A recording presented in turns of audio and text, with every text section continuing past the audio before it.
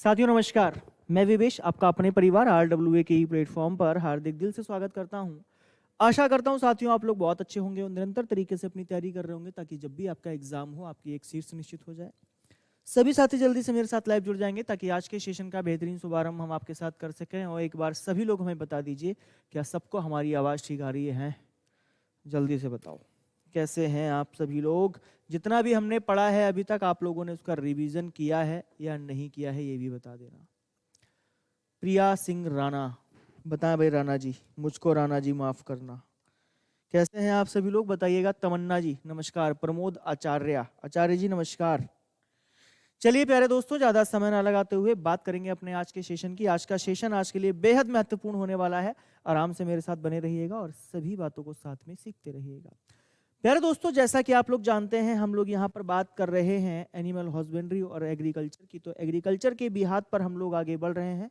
मैंने आपसे कहा है कि सबसे पहले हम यहाँ पर आपको एग्रीकल्चर करवाएंगे और उसके बाद में पशुपालन करवाएंगे, क्योंकि पशुपालन is the part of agriculture. इसकी शुरुआत एग्रीकल्चर से ही होती है। तो आराम से समझते रहिएगा सभी लोग मेरी बातों को, ठीक है ना। बहुत बढ़िया, शानदार। क्या आज किसी को आवाज़ कम आ रही है? बेटा अगर आज किसी को आवाज़ कम आ रही हो तो थोड़ा सा पैसा ख़त्म करना पड़ेगा, है ना। 100 रुपये ख़त्म करना, थोड़ा सा कानों की सफाई करवाना और थोड़ा सा चाहो तो फ़ोन का स्पीकर जो है ना उसको भी साफ कर लीजिएगा, ठीक है। चलिए ज़्यादा समय ना लगाते हुए बात करेंगे प्यारे दोस्तों। जैसा कि आप लोगों ने आज का टॉपिक देखा होगा, इसेंशियल प्लांट न्यूट्रिएंट्स यानी कि आवश्यक पोषक तत्व। अगर प्लांट की ग्रोथ होती है तो उसे कौन कौन से पोषक तत्वों की जरूरत पड़ती है और साथ में हमारे मृदा में कौन कौन से पोषक तत्व होते हैं, इसी की बात हम आपसे करने वाले हैं। हाँ कम है सर, आवाज कम है।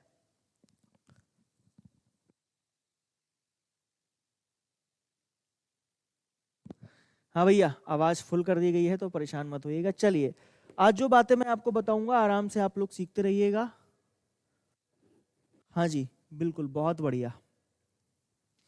देखिए हम जो बात करेंगे आज पादप पोषक तत्वों की बात आपके साथ करेंगे। आखिर पादप को पोषक तत्वों की आवश्यकता क्यों होती है, इन बातों को आराम से समझते रहिएगा, ठीक है जी।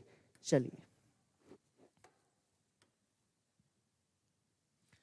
लिखेंगे पादप पोषक तत्व, ठीक है ना। क्या लिखेंगे प्यारे साथियों? बहुत आराम से चलेंगे, कोई जल्दबाजी नहीं है। लिखिएगा पादप पोषक तत्व।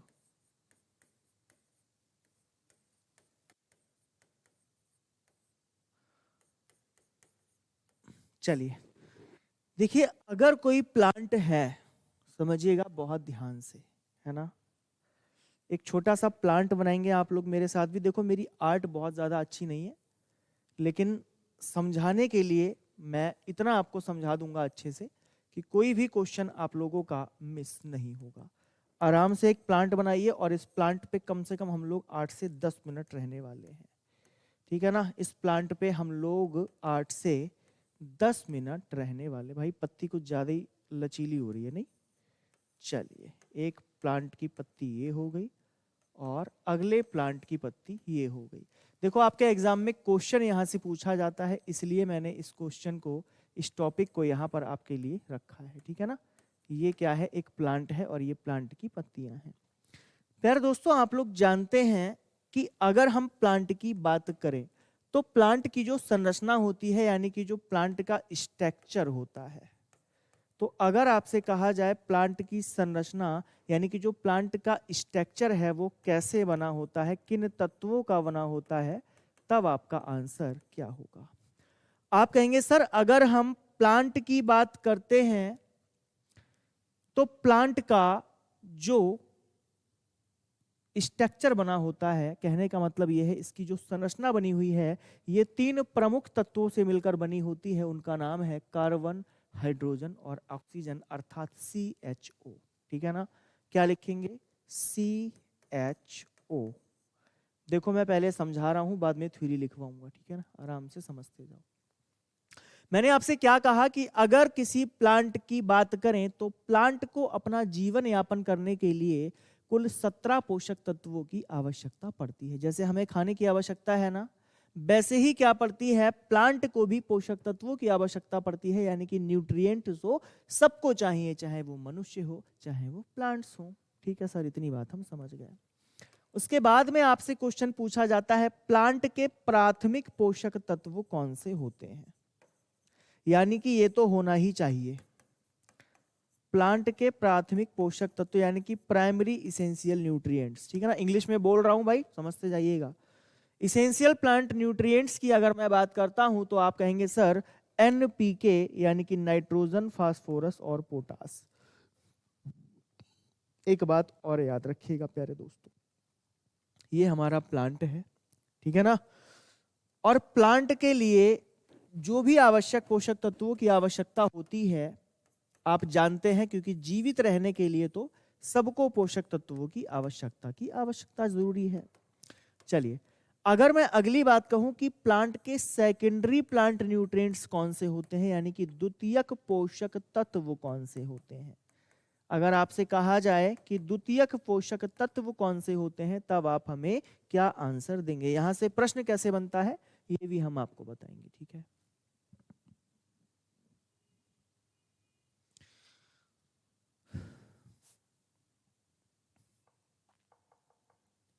बढ़े और आगे की ओर, वो अपने आप सही हो जाएगा, है ना।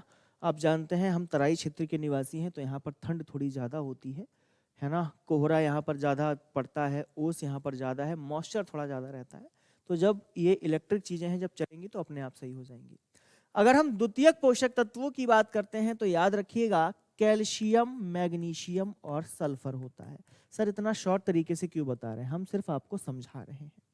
ये प्लांट है और एक प्लांट को अपनी लाइफ साइकिल कंप्लीट करने के लिए, अपनी लाइफ साइकिल कंप्लीट करने के लिए टोटल 17 पोषक तत्वों की आवश्यकता होती है। कितनी? 17 पोषक तत्वों की आवश्यकता होती है। क्या इतनी बात आप सभी लोगों को समझ में आई है? जल्दी से बताइएगा।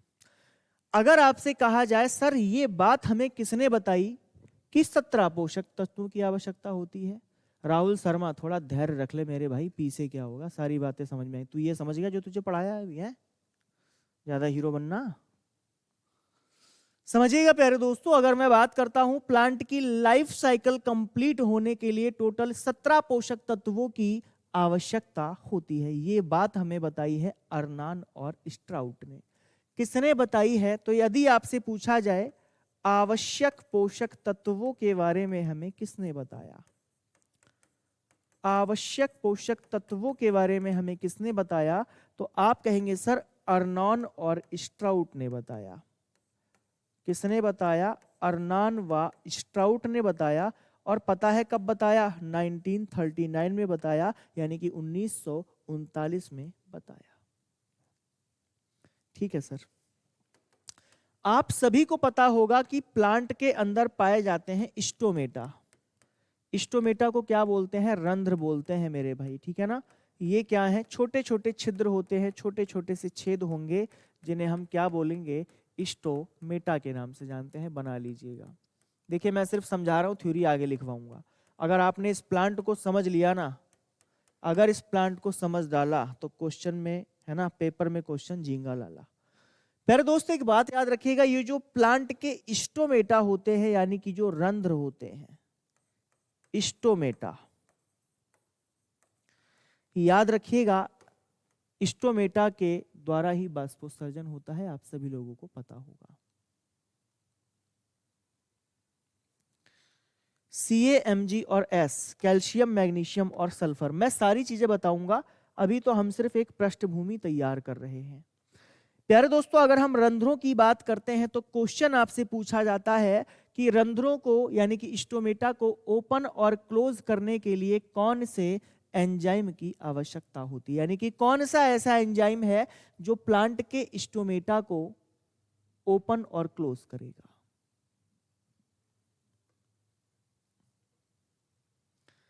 नाइनटीन 39 बिल्कुल सही है, ठीक है जी। तो याद रखिएगा अगर हम आपसे कहें ऐसा एंजाइम कौन सा है, तब आपका राइट आंसर क्या होगा? आप कहेंगे सर उस एंजाइम का नाम है पेपकेज, ठीक है ना। क्या नाम है प्यारे साथियों उस एंजाइम का? पेपकेज नाम है। ये जो प्लांट के स्टोमेटा हैं इनको खोलने और बंद करने का काम करेगा।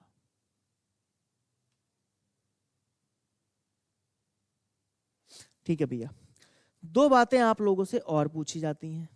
क्या पूछी जाती हैं प्यारे दोस्त? ये जो रंध्र है ना स्टोमेटा, इनको खोलने में कौन मदद करेगा? लेकिन समझिएगा क्वेश्चन क्या है, खुलने में और बंद होने में। अब यहां पर जो बात आएगी वो आएगी हार्मोन की। बस यही आपके एग्जाम में सबसे ज्यादा पूछी जाने वाली बातें हैं। तो याद रखिएगा, खुलने में एक आपका हार्मोन है जिसका नाम है साइटोकाइनिन। ठीक है ना? कौन सा है? साइटोकाइनिन। ये प्लांट के स्टोमेटा को खोलने में मदद करता है। और दूसरा जो हार्मोन है उसका नाम है एब्सेसिक अम्ल, यानी कि आपको इसे क्या बोल सकते हैं आप? एवीए एसिड भी बोलते हैं। बड़े आराम से लिखिएगा, एब्सेसिक अम्ल। इसे हम तनाव हार्मोन के नाम से भी जानते हैं, यानी कि इसे हम स्ट्रेस हार्मोन कहते हैं। इसे क्या कहा जाता है? स्ट्रेस हार्मोन या फिर तनाव हार्मोन भी कहा जाता है। इस बात को याद रखिएगा। आपने प्लांट में देखा होगा, दो बातें और आपको पता होंगी। प्लांट में होता है जाइलम और प्लांट में होता है फ्लोएम। आप हमें बताइएगा प्लांट में जाइलम और फ्लोएम का क्या काम है? यहां पर लिखेंगे आप जाइलम और यहां पर आप लिखेंगे फ्लोएम। देखिए, आपको पता है जब आप प्लांट को जल देते हैं, यानी कि वाटर जब उसमें दिया जाता है तो वो नीचे जाता है और नीचे से ऊपर जो लेकर जाएगा वो जाइलम होगा। तो जाइलम जो है वो पानी का स्थानांतरण करेगा और खनिज यानी कि जो मिनरल्स हैं उनका स्थानांतरण कौन करेगा? फ्लोएम करेगा। क्या आप सभी लोग इतनी बातों को समझ पाए हैं? अगर आप ये प्लांट बना लेंगे इतना आपकी कॉपी में तो आपके लिए बहुत अच्छा होगा। गुरविंदर, प्रांजल, बात समझ में आ गई? Please sir repeat. चलो हम आपको पूरा प्लांट एक बार रिपीट कर देते हैं। प्यारे दोस्तों, हमने आपसे कहा कि जो हमारा प्लांट है, अब समझिएगा बहुत ध्यान से, प्लांट के जीवन रक्षा के लिए यानी कि जो प्लांट की लाइफ साइकिल है वो टोटल 17 तत्वों से चलती है। मैंने सिर्फ आपको अभी 9 बताए हैं। कौन कौन से? जिनसे प्लांट की संरचना बनी होती है उन्हें हम बोलते हैं CHO यानी कि कार्बन, हाइड्रोजन और ऑक्सीजन। और दूसरे जो होते हैं वो प्लांट के प्राथमिक पोषक तत्व होते हैं, जो प्राइमरी इसेंशियल न्यूट्रिएंट्स हैं, उन्हें हम बोलते हैं NPK यानी कि नाइट्रोजन, फास्फोरस और पोटास। नाइट्रोजन, फास्फोरस और पोटास।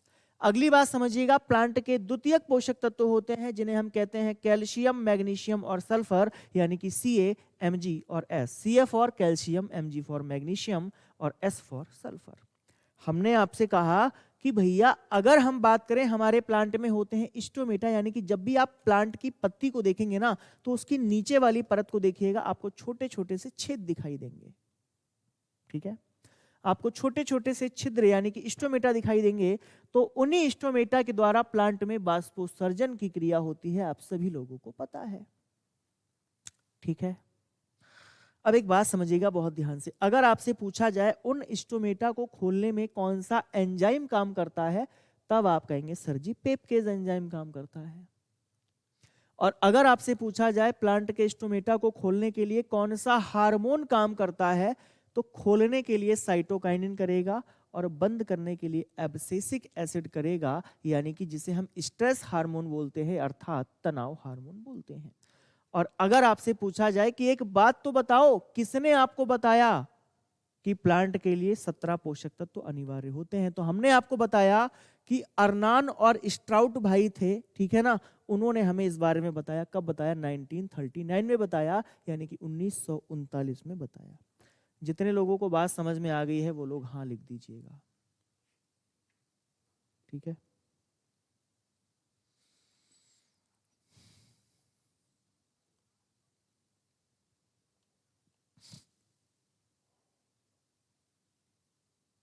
सुमन बेटा थोड़ा शांति रखो, जो पढ़ा रहे हैं वो तुम्हें समझ में आ गया? उसके लिए हाँ बोलो पहले एक बार। हाँ बेटा, एक्स्ट्रा ऑर्डिनरी स्मार्ट बनने की आवश्यकता नहीं है, आपको सारी चीजें बताई जाएंगी। मैंने कहा है क्वेश्चन में डाउट आप तब पूछेंगे जब आपका टॉपिक समाप्त हो जाए। अभी टॉपिक समाप्त हुआ जो तुमने पूछना शुरू कर दिया है? चलिए अब हम थ्योरी की बात करेंगे। लिखिएगा आवश्यक पोषक तत्व।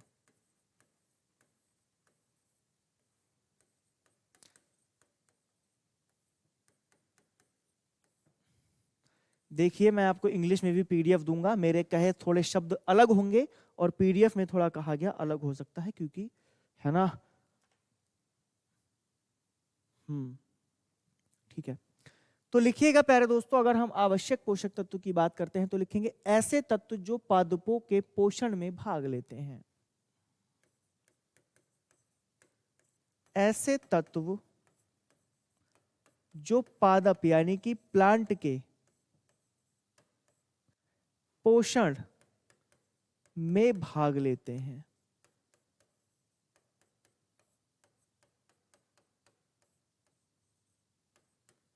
इतनी बात समझ में आ गई? तथा पौधे इनका बिना अपना जीवन चक्र पूरा नहीं कर पाते। तथा पौधे इनके बिना अपना जीवन चक्र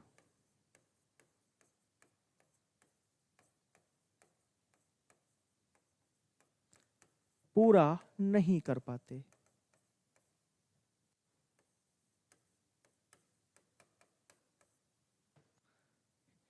आवश्यक पोषक तत्व कहलाते हैं।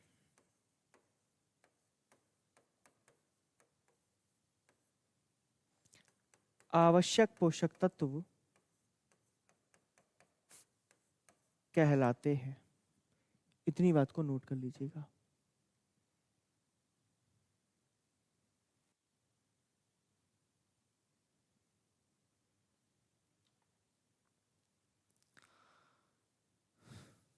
बताएं भाई। चलिए एक बात और याद रखिएगा सर, ये जो आवश्यक पोषक तत्व हैं ये ग्रहण कहां से होते हैं, मिलते कहां से हैं? ठीक है, देखिए एक बात याद रखिएगा, पौधे पोषक तत्वों को मृदा तथा वायुमंडल, नहीं समझे मेरी बात को, पहले मैं इंग्लिश में ट्रांसलेट कर देता हूं, एक बार समझिएगा। The element that participate in plant nutrition and without which plant cannot complete their life cycle are called plant nutrients। यही बोलेंगे इंग्लिश में। Plant obtain nutrients from the soil and atmosphere। इतनी बात समझ गए? तो कहेंगे पौधे पोषक तत्वों को मृदा तथा वायुमंडल से ग्रहण करते हैं। पौधे पोषक तत्वों को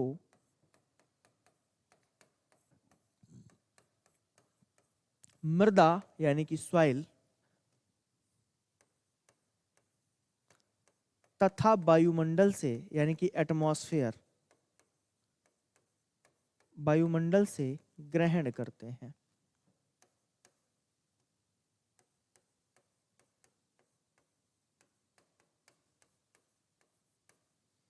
ठीक है, इतनी बात समझ गए?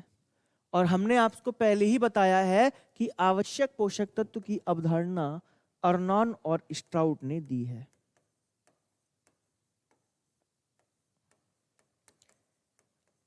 आवश्यक पोषक तत्व अवधारणा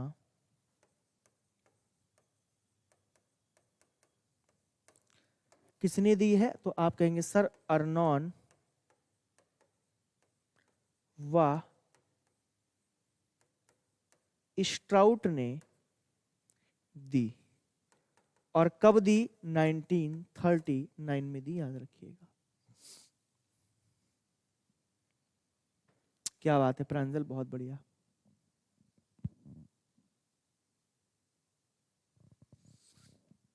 अगली बात करें। अब एक बात और समझिएगा, लिखिएगा यदि इन 17 पोषक तत्वों में से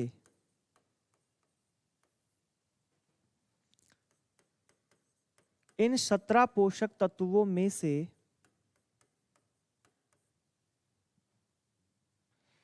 किसी भी तत्व की कमी हो जाने पर प्लांट अपना लाइफ साइकिल कंप्लीट नहीं कर पाता। किसी भी तत्व की कमी होने पर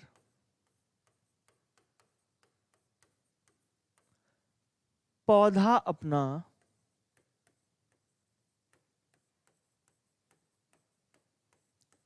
जीवन चक्र यानी कि life cycle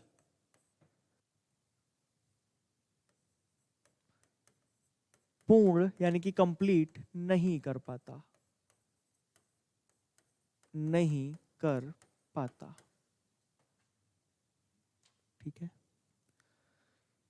If there is deficiency of any element, then not the plant cannot complete its life cycle without it. ठीक है, फिर से एक बार रिपीट कर देता हूं इंग्लिश में। If there is a deficiency of any elements, then the plant cannot complete its life cycle without it. सभी लोग बात को समझ पाए हैं? जल्दी से बताएं। सर एक बात बताइए, ये जो पोषक तत्व हैं, क्या इन पोषक तत्व की कमी किसी और एलिमेंट से पूरी की जा सकती है? हाँ या ना का आंसर दीजिएगा, तो मैं आपसे कहूंगा नहीं की जा सकती।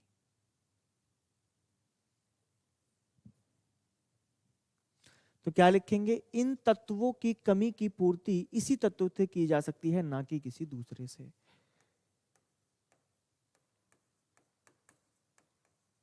इन पोषक तत्व की कमी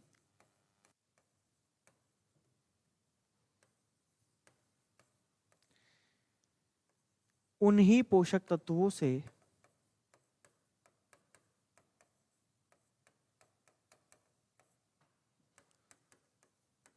पूर्ण की जा सकती है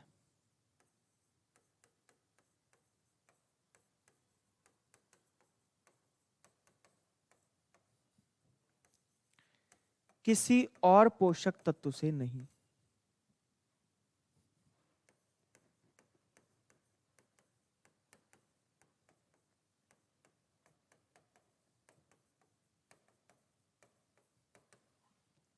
नोट कर लो भाई।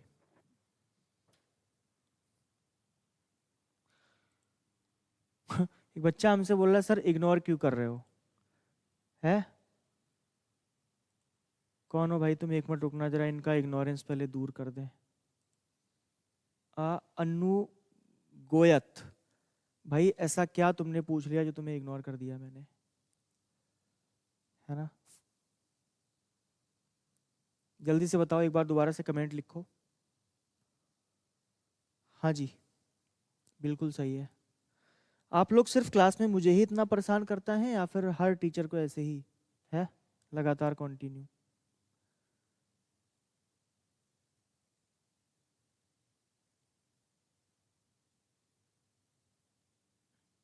माया बेटा, मैंने ऐसा कुछ बताया ही नहीं है, अभी कैंप साइकिल वाला है ना। चलिए एक बात और समझिएगा बहुत ध्यान से।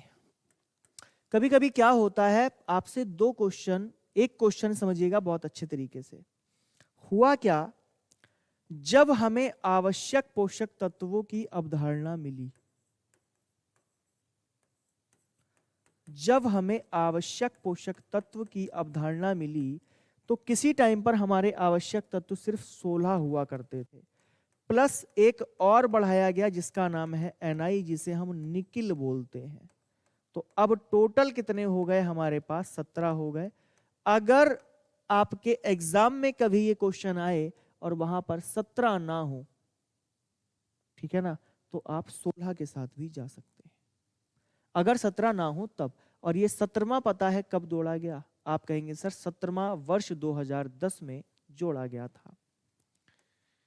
कब जोड़ा गया है? वर्ष 2010 में जोड़ा गया। ठीक है,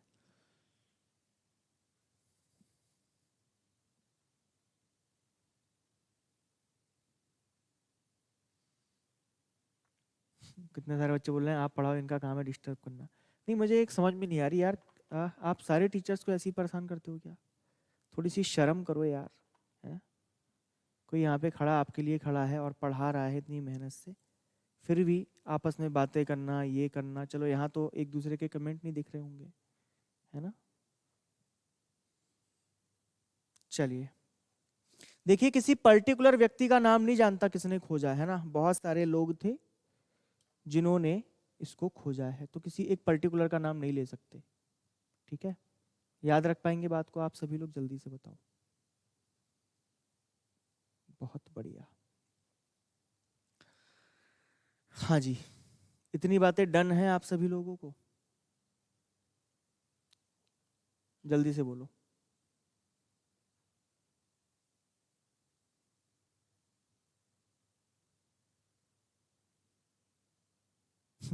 पायल बोल रही है सर हर एक ट्यूशन को परेशान करते हैं। कोई बात नहीं बेटा, तुम्हारी कमेंटें ही इग्नोर कर दूंगा मैं। तुम मुझे तभी परेशान कर सकते हो जब मैं परेशान होना चाहूँ, वरना नहीं कर सकते। ठीक है, इतनी बातें अगर सभी को समझ में आई हो तब हम बढ़ जाएं और आगे की ओर।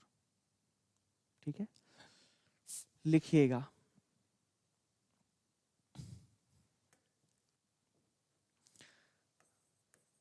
आवश्यक पोषक तत्व।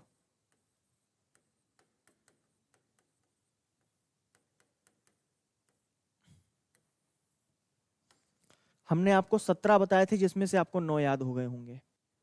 नंबर 1 सी यानी कि कार्बन। नंबर 2 एच यानी कि हाइड्रोजन। नंबर 3 ओ यानी कि ऑक्सीजन।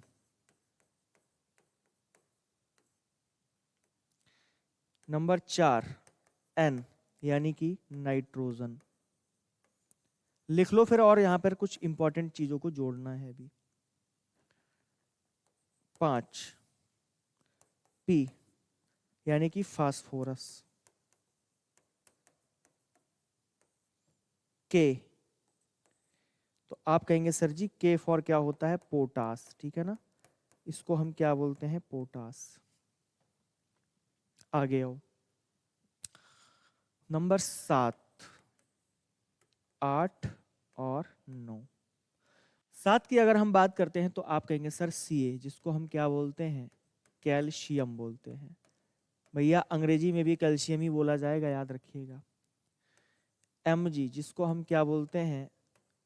मैग्नीशियम बोलते हैं। S फॉर क्या हो जाएगा? सल्फर हो जाएगा। ये 9 आप लोगों को समझ में आ गए होंगे, ठीक है ना?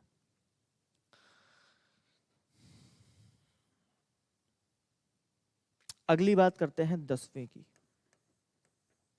11 12 और ये 13। प्यारे दोस्त, अगर हम 10वें की बात करें तो आप कहेंगे सर लोहा, मैग्नीज और कॉपर। Fe यानी कि लोहा, फेरस जिसे बोलते हैं। Mn होगा या कुछ और होगा? तो आप कहेंगे सर Mn होगा, इसको हम बोलते हैं मैग्नीज। ठीक है, अगला लिखिएगा Cu यानी कि कॉपर।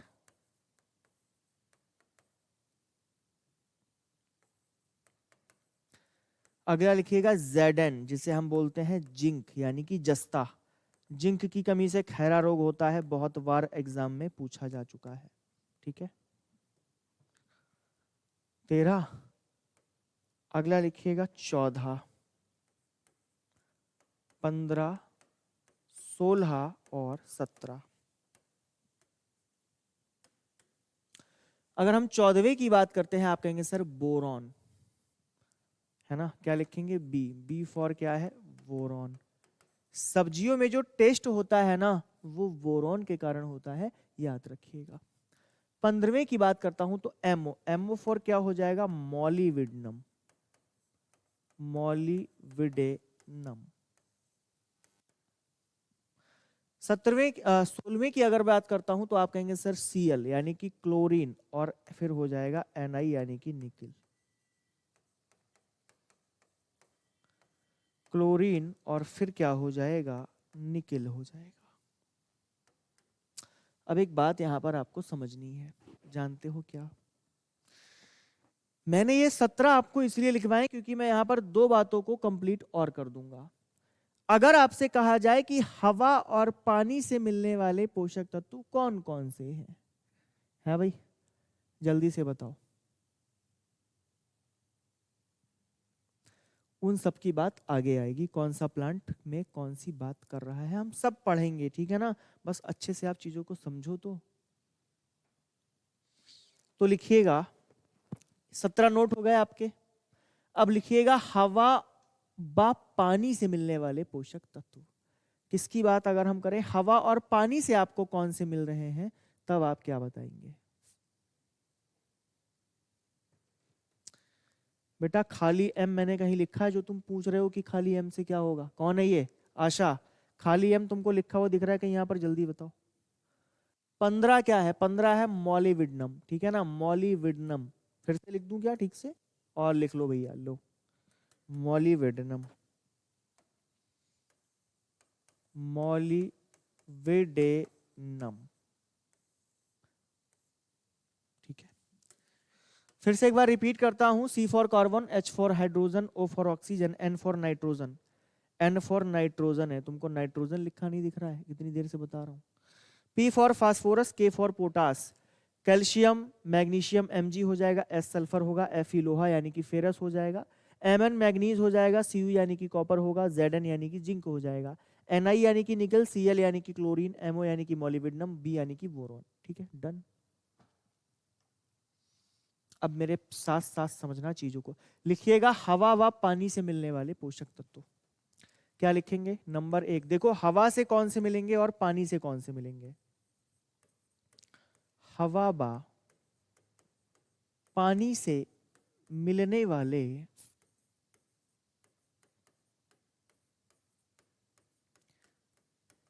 पोषक तत्व बताओ, हवा और पानी से कौन कौन से मिलते हैं, फटाफट से कमेंट बॉक्स में हमें मेंशन करो। आप कहेंगे सर सबसे ज्यादा 3 पोषक तत्व मिलते हैं। एक बच्ची ने हमें बताया है जिसका नाम है प्रांजल। प्रांजल ने कहा है सर ऑक्सीजन और हाइड्रोजन। क्या बात है, बहुत बढ़िया आपने बताया, लेकिन कार्बन भी हवा और पानी से ही मिलता है, याद रखिएगा। तो लिखेंगे CHO,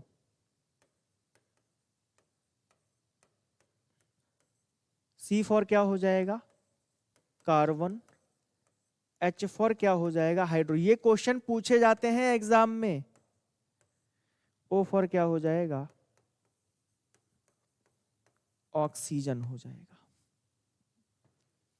अगली बात समझिएगा, अगर आपसे कहा जाए कि खाद व भूमि से मिलने वाले, यानी कि अगर आपने खाद लगाया और जो हमारी सॉइल है, अच्छा हमारी मृदा में भी तो पोषक तत्व होते हैं, बोलो हाँ या ना। तो यार लिख लीजिएगा, क्या लिखेंगे, खाद व भूमि से मिलने वाले पोषक तत्व। नंबर 2, खाद व भूमि से मिलने वाले पोषक तत्व। कोई बताना चाहेगा खाद और भूमि से हमें कौन कौन से पोषक तत्व मिल रहे हैं, बताओ। तो आप कहेंगे सर हमारे प्राथमिक और जो द्वितीयक पोषक तत्व हैं वो दोनों मिलेंगे। तो लिखिएगा यहां पर नंबर A प्राथमिक पोषक तत्व,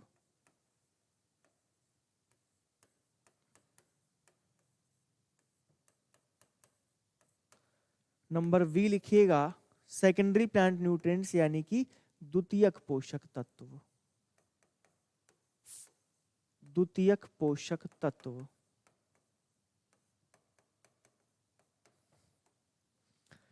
तो हमने आपको प्राथमिक कौन कौन से बताए थे, आप कहेंगे सर नाइट्रोजन, फास्फोरस और पोटास। क्या पूरा नाम लिखने की आवश्यकता है, प्रिया सिंह राणा, बेटा फटाफट से बताओ। रूबी, विकास, काजल, नेहा, सिमरन अरोरा, अनुज भाई बताएं।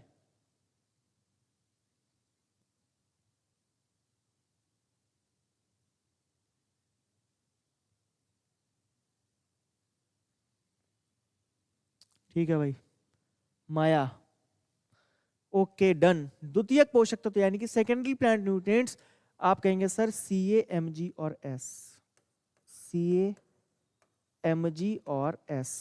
क्या लिखवाया है? कैल्शियम, मैग्नीशियम और सल्फर। ये किससे मिलेंगे? आप कहेंगे सर ये हमें मिलते हैं खाद और भूमि से। ठीक है ना, कोई डाउट नहीं है। बहुत बढ़िया, शानदार, जबरदस्त। एक बात और लिखिएगा, दूसरी जो बात लिखवाऊंगा शायद आपको थोड़ा सा अजीब लगे क्योंकि बात लगभग वही है। तो लिखिएगा खाद व भूमि से मिलने वाले सूक्ष्म तत्व, यानी कि जो छोटे तत्व हैं, जो सूक्ष्म तत्व हैं, जो बहुत कम मात्रा में मिलते हैं, तो बताइएगा कौन कौन से हैं। क्या लिखेंगे? खाद व भूमि से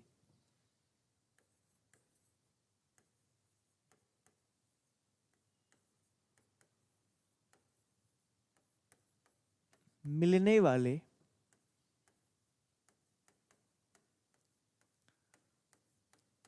सूक्ष्म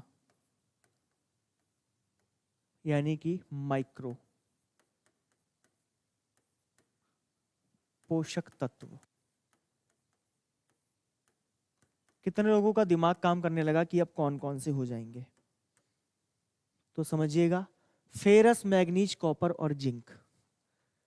फेरस, मैग्नीज, कॉपर और जिंक, ये चार याद हो गए, बस चार ही और याद कर लेना है। बोरॉन, मॉलिब्डेनम, क्लोरीन और निकेल। बोरॉन, मॉलिब्डेनम, क्लोरीन और निकेल, बस डन। 9 और 8 17। मोहित भाई बोल रहे हैं सर बहुत बढ़िया समझ में आ रहा है, thank you so much.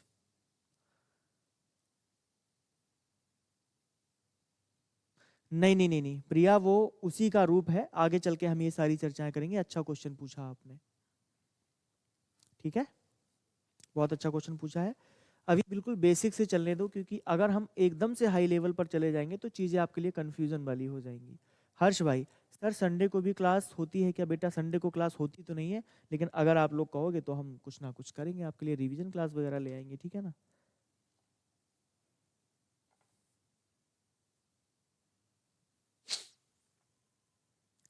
Khem भाई, फेरस मतलब आयरन, अरे वाह क्या बात है, बहुत बढ़िया, बिल्कुल डन है।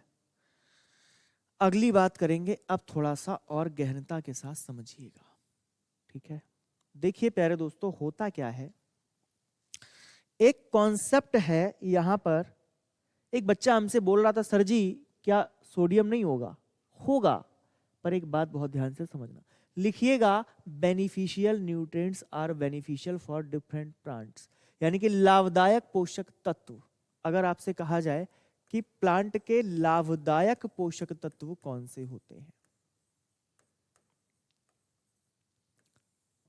लाभदायक पोषक तत्व। सर लाभदायक पोषक तत्व हमें तो समझ में ही नहीं आया कि लाभदायक पोषक तत्व क्या होने चाहिए। एक बात बताओ, हम लोग खाते हैं खाना, समीर भाई खाना खाते हो ना तुम भी, विकास भाई, अमरजीत, प्रीति राव, तमन्ना, मोहित, सब लोग खाना खाते हैं। अगर हमने खाना खाने के साथ साथ फलों को भी, 2 फलों को एक दिन में खा लिया, समझिएगा बहुत ध्यान से, अगर हमने 2 फलों को एक दिन में खा लिया तो क्या फल हमें नुकसान करेंगे? क्या नहीं करेंगे। वो फल हमारे लिए क्या करेंगे, बॉडी में, देखिए फल खाने से क्या पता है आपको क्या मिलता है, एंजाइम बहुत सारे मिल जाते हैं फल खाने से। और वो एंजाइम क्या करेंगे, बॉडी के लिए विटामिन जो मिलेंगे और जो एंजाइम मिलेंगे, बॉडी की जो मेटाबॉलिज्म एक्टिविटीज होती हैं, यानी कि जो मेटाबॉलिज्म एक्टिविटीज को क्या बोलेंगे भाई हिंदी में, उपापचयी जो प्रक्रियाएं होंगी उनको चलाने में सहायक होंगी, ठीक है। तो आप कहेंगे सर ये प्लांट के लिए बेनिफिट का काम करते हैं, नुकसान कोई नहीं करेंगे, फायदा ही करेंगे। तो ऐसे मात्र 4 हैं, इन 4 को याद रखिएगा। आपसे पूछा जाता है कि पौधे के लिए जो लाभदायक पोषक तत्व होते हैं वो कौन से होते हैं? आप कहेंगे सर जी 4 होते हैं। फटाफट से बताओ कौन से 4 होंगे? आप कहेंगे सर Na को क्या बोलते हैं? सोडियम। क्या बोलते हैं मेरे प्यारे भाई बहनों? सोडियम बोलते हैं। एक आता है बे को बोलते, वी को बोलते हैं बेनेडियम, ठीक है ना, वेनेडियम। फिर आता है कोबाल्ट। कोबाल्ट कौन से विटामिन में होता है? बताओ भाई राणा जी, राकेश जी बताएं। आप साले क्वेश्चन का आंसर नहीं दे रहे हो कृष्णा प्रजापति। तुम्हारे क्वेश्चन बेटा हमें पता तो चले तुम पूछ क्या रहे हो। है 1000 बच्चे से ऊपर ज्यादा लाइव होता है, इतनी स्पीड में कमेंट चलते हैं, बताओ मैं कैसे बता दूं? है तुमसे कितनी बार कहा है कि भाई कोई क्वेश्चन पूछना हुआ करे तो चाहे ग्रुप में पूछ लो, विवेक सर इंस्टाग्राम भैया पूछ लो, मैं पूरी कोशिश करता हूं कि रिप्लाई दे पाऊं। ठीक है। एक और है, आप कहेंगे सर उसका नाम है SI, जिसको हम बोलते हैं सिलिकॉन। ठीक है ना, क्या बोला जाएगा इसको? सिलिकॉन बोला जाएगा, याद रखिएगा। और कोबाल्ट पाया जाता है विटामिन B12 में। किसमें पाया जाता है विटामिन B12? बबली बिटिया तुमने पहली बार कमेंट किया और तुमने सही कमेंट किया। सिमरन अरोरा, विकास, जिसने भी सही सही आंसर दिए सारे लोगों के नाम लूंगा। Absolutely right. हाँ कृष्णा भाई बिल्कुल मिल जाते हैं। अगर हम प्योर फॉर्म की बात करें, आप यूरिया लेने जाइए, यूरिया में होती है नाइट्रोजन 46%। 100 किलोग्राम यूरिया अगर आप लेकर आएंगे, अगर 100 किलोग्राम यूरिया आपने अपने खेत को दी, उसमें 46% नाइट्रोजन होता है, यानी कि 40 किलोग्राम आपको यूरिया मिल जाएगी। किसी किसी के प्योर फॉर्म भी आते हैं, किसी किसी को हम क्या करते हैं, जैसे यूरिया हमें लेनी है तो किससे लेंगे? हम नाइट्रोजन से ले लेंगे। ठीक है, बताओ भाई। अब एक बात और समझनी है, सर सोडियम सबसे ज्यादा कौन सी फसलों में फायदा करता है ये बताओ।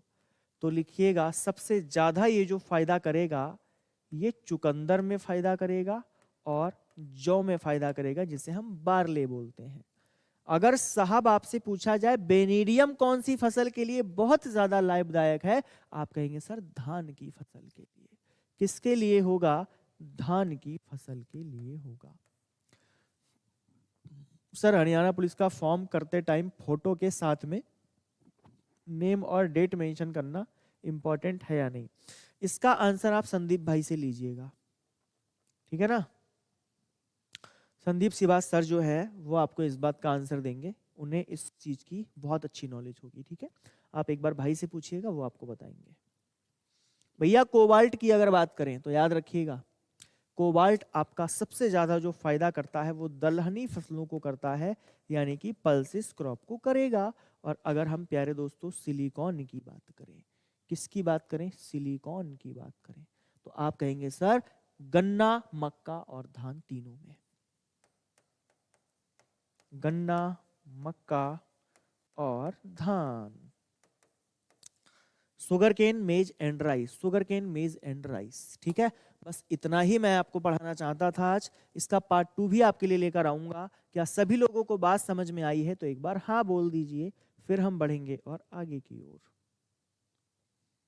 है कभी भी पूछा जाए कि प्लांट के लिए कौन कौन से पोषक तत्व होते हैं, है ना, जो कैसे होंगे? लाभदायक होंगे। अंग्रेजी वाले परेशान मत होना बिल्कुल, यह देखो अंग्रेजी, सारी चीजें आपको अंग्रेजी में भी दे दूंगा। ठीक है, पीडीएफ में आपको मर्ज मिल जाएगी। जो बच्चा बनाता है पीडीएफ हमारी, हम उससे भी कहेंगे कि आपके लिए अंग्रेजी जरूर दे। ठीक है बेटा, अभी सेशन एंड थोड़ी ना हुआ है, तुम लोग भागना शुरू कर दिए हो क्या? ऐसे थोड़ी ना छोड़ देंगे। ऐसे ही छोड़ दें क्या? चलिए आज का पहला क्वेश्चन है, बताइएगा किस खाद को सोना खाद के नाम से जानते हैं? तो याद रखिएगा उसका नाम है CAN, कैल्शियम अमोनियम नाइट्रेट।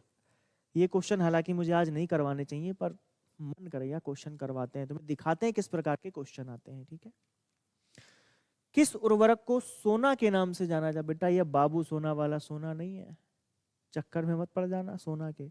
ये सोना है, गोल्ड वाला सोना है, ये मान लो तुम, ये बाबू सोना वाला नहीं है। ठीक है, तो याद रखिएगा calcium ammonium nitrate is the perfect answer of this question. आप सभी लोग इस क्वेश्चन को समझ पाए हैं क्या? जल्दी से बताओ। अरे अगली बात करें क्या?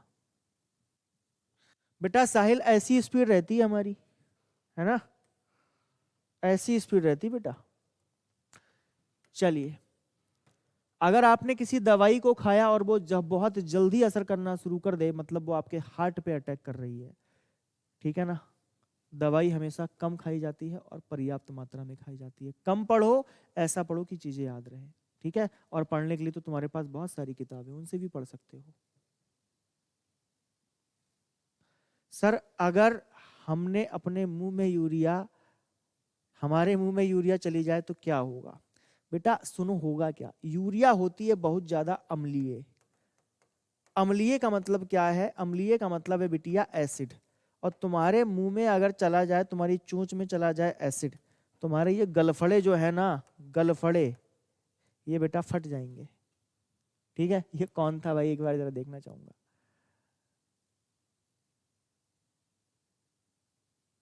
तमन्ना संधू जी, सिंधु जी बोल रही हैं, सर मैंने आपके हैंड रिटन नोट्स बनाती हूँ, सही समझ में आ रहा है, बहुत अच्छा, थैंक यू सर। अरे वेलकम मैम। चलो भाई, तो यूरिया और यह तुम लोग खा वा मत लेना यार, मुझे चक्कर में डाल दोगे। कहो विवेक सर ने कहा था कि यूरिया खा के देख लेना, भैया खा वा मत लेना, ठीक है। क्यों फजीहत करवाओगे आप लोग। तो याद रखिएगा प्यारे दोस्तों 17, लेकिन अगर 17 ऑप्शन में ना होता तो हम 16 के साथ चले जा सकते। बताइएगा कौन सी सन में बताया गया, तो आप कहेंगे सर 1939 में बताया गया। अरे कब बताया गया? आप कहेंगे सर 1939 में बताया गया। अगली बात करें।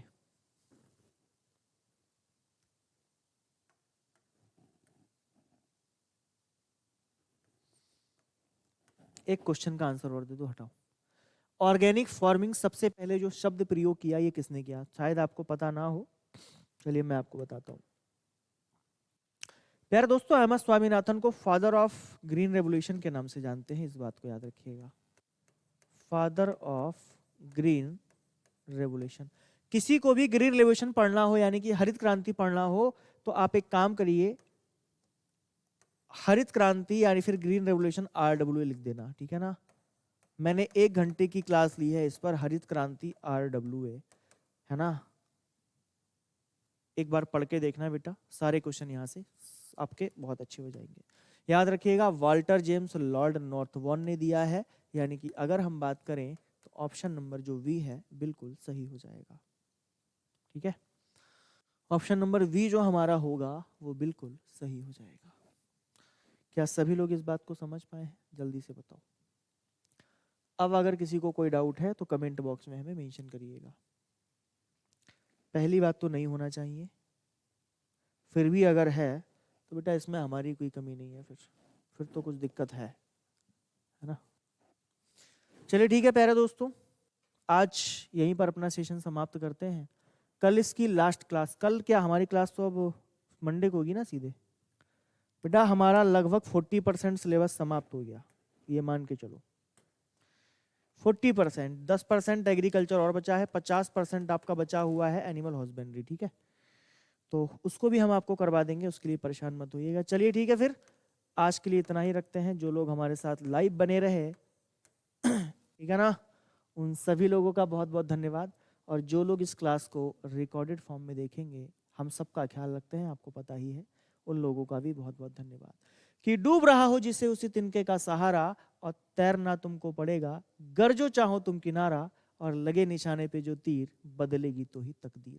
अगर आपको अपनी तकदीर बदलनी है तो निशानेबाजी कहीं और नहीं करनी है, आपके ऑप्शंस पे करनी है, जो आपके 4 ऑप्शन आएंगे। बढ़िया ऑप्शन लगा के आइए, आपकी तकदीर बहुत अच्छी होगी, ये हमारा वादा है आपसे, ठीक है।